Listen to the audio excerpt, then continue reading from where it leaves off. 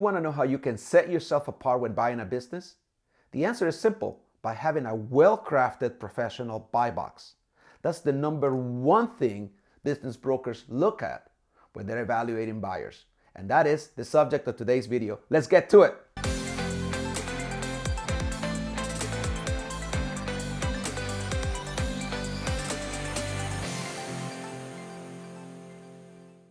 Everybody, welcome to my channel. I am your host, Leo Landaverde, business broker and commercial lender, helping you buy and scale a profitable business. Are small business owners looking to increase your wealth by buying a profitable business, or a W-2 corporate executive looking to get out of the rat race by buying a profitable business? You are in the right place. Please subscribe to my channel. Don't forget to hit the bell. You'll be notified every Thursday when new content comes out. All right, let's get into it. I'm going to give you my 7-step framework when putting together a buy box. This is something that we spend quite a bit of time working inside Business Acquisition Mastery, my group coaching program, that if you were to be part of it, this is something that we can help you navigate through. It is so critical that you don't get this part right, nothing else will matter.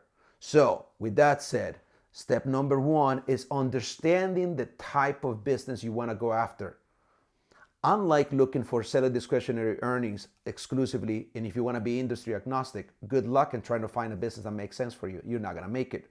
So what I recommend is that you dive deep into no more than 3 NAICS codes or 3 industry types, so in detail that whoever is on the other side of your buy box looking at it is going to know that you know what you're talking about. So if you're going for an industry type, the type of industry, what makes most sense, down to the 6-digit code, and any nuances on the industry that you want to appeal to the sellers, that makes more sense. The more detailed, the better, because brokers are going to be looking at this, social media is going to be looking at this, and your potential sellers, when dealing with off-market deals, are going to be looking at this. So let me give you an example on a particular scenario in self-storage. So if you're looking for a self-storage facility, imagine something like you're looking for a 10,000 to 20,000 net rentable square feet on a 2+ acre lot built after 1970 with drive-up and/or climate-controlled self-storage, RV, boat, and vehicle self-storage. That level of detail tells the other side you have spent the time understanding what makes sense for you, which makes you a very discretionary type buyer. The narrower, the deeper, the narrower you are, the better it is. Because if you're gonna go off market and have off market conversations, it's gonna take any potential sellers that you know your stuff. So that's number one. Number two, it's your location. Now you can choose, depending on what your strategy is, you can choose a geographical area by a radius, like 50 to 100 mile radius. You can go by regions, Western United States, Central United States. You can go by states, or you can go by areas. For instance, if you say something like, you're looking for Nevada, Arizona, Tennessee, Georgia, South Carolina, North Carolina, Alabama, and Kentucky. That's just one way of telling any potential sellers where your hot spots are. You're stuck and trying to figure out how to buy a business, not knowing what the ideal offer to make, what business valuation to go with, when to talk to the SBA lender, what is it about the debt service coverage ratio, working capital, and many other questions you may have. I would love to help you along with your journey by offering you a complimentary coaching call. See if where you are, I can help you get to where you need to go, and if it makes sense for us to work together. All you have to do is click on the link below and let's connect. Now, it is embedded into that conversation that you know why you chose those places, because that's what makes most sense for the buyer. So, in this particular case, you set the tone. You, the buyer, set the tone of the relationship. This is what I want, hence we call it a buy box. It tells you exactly the place where you're going to be playing in, where they're going to make the biggest contribution for the type of business you're trying to buy. So location is key. Some people choose to say, hey, no, I am location agnostic. I could be anywhere. Now, if you're talking to a lender or anybody who's going to be a financier for your deal, immediately the farther away you go from where you live, the more complexity, because distance spells complexity for any lender or bank. They're going to want to know, well, so if you're moving across state lines and you're about 400 miles away, how are you going to manage this business that you're buying? What is this strategy? Are you looking for an adjusted EBITDA situation in which you're going to have a GM, a general manager embedded in the operation so you can truly act as the investor?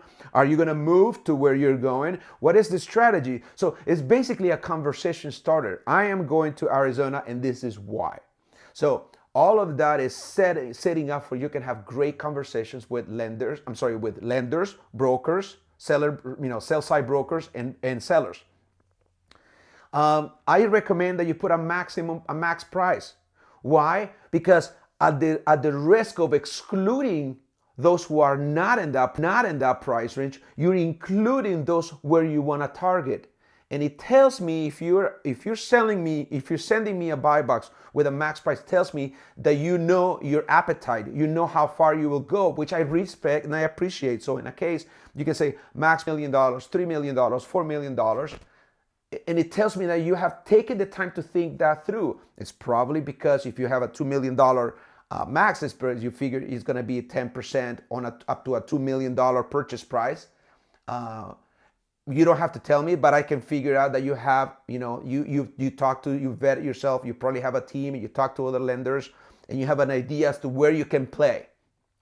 What is your environment, your buy box, right? So far we said 1 is your type, 2 is location, 3 is your max price, and 4 is the market. Like what type of market that you want to operate. So particularly if you're in a self-storage space, you want to be in a primary, secondary, tertiary, or fourth-tier market. There's a reason why you want to go after that. So that's something that for you to consider. Now, you don't really need to go that specific. You could do away with having a market segmentation. That's up to you. Number 5 is financing. Financing is very, very important. The way you structure your financing in the buy box is going to tell the seller what your angle is and what you're willing to work with. So this is some terms that you can use in your buy box. Cash on hand, seller financing, commercial loan and or SBA loan, or private equity or family office or investors. Whatever this, I need to know as a broker where the money is coming from, what combination of thereof there is, how are you going to get this deal done? Cash is king. You don't have your cash situation figured out, you're not going to be able to get this deal done. So I'm going to specifically pay close attention to how you're going to finance this deal. If you're talking to brokers, some of the brokers, if it sounds like you don't know what you're talking about, the first thing I'm going to ask you is, I need to see proof of funds.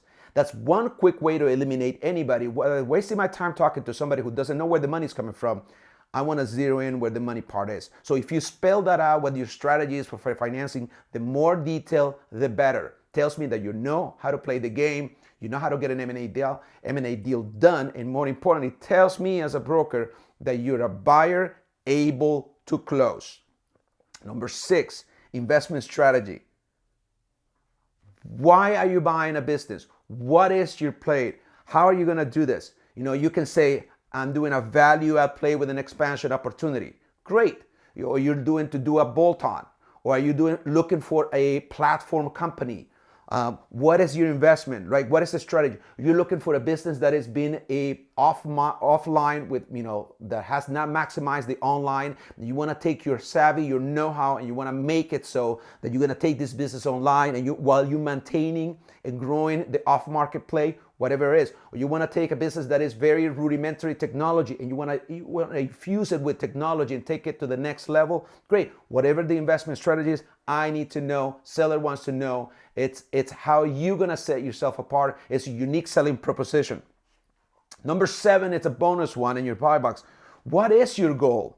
So, what you want to buy 1 business this year, 2 businesses? Where is this coming? Where is this going? What are you trying to do? So the more detail you do, the better. So it really helps if you have an investor goal because it tells me that you're serious. Now, I get probably a couple hundred emails a week just from buyers looking to be added to a buyer's list. And I look closely and I quickly eliminate those who I don't think have they don't know what they're doing.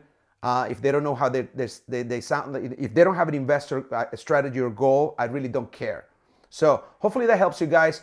Position yourselves as a discretionary, smart buyer who's able to buy a business in 2024. Thank you so much for watching.